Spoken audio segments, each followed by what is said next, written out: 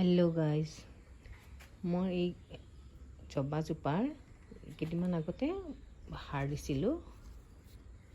সাৰ দিয়াৰ পিছত এতিয়া চাওকচোন ধুনীয়াকৈ ফুলিব আৰম্ভ কৰিছে আৰু বহুত কলি ধৰিছে।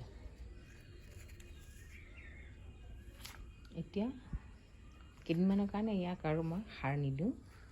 ইয়াতে যেতিয়া আকৌ ফুলিব, মানে ফুলাটো শেষ হ'ব তেতিয়াহে দিম। মোৰ এই নয়নতৰা কেইজোপা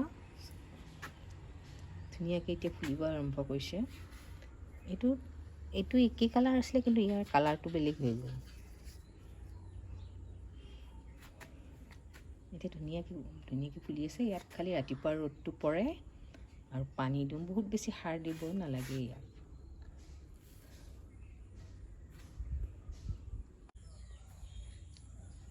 মোৰ এই কলিয়াছ কেইপাত এতিয়া ধুনীয়া হৈ উঠিছে। মোৰ এইকেইজোপা এইবাৰ ৰোৱা 3 মাহমান হৈছে। এতিয়া ধুনীয়া হৈ উঠিছে।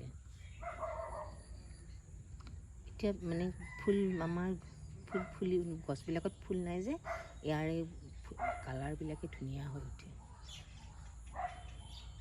পাতবিলাক দেখিলে ধুনীয়া লাগে।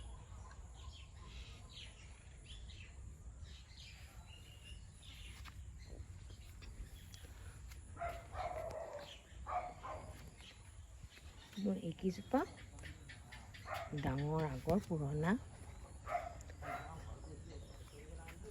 মইতো বেছি গৰম যেতিয়া হয় ন, তেতিয়া গছৰ পাতবিলাকত পানী দি দিব লাগে, তেতিয়া অলপ সেইটো ভাল পায়। নহ'লে ইমান গৰম পৰিছে, গৰমত গছজোপা পাতবিলাক অলপমান এনেকুৱা হৈ যায়, চেকুৰি যোৱা নিচিনা হৈ যায়।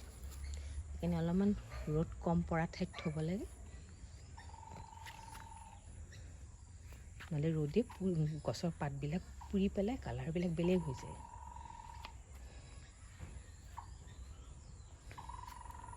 Thank you.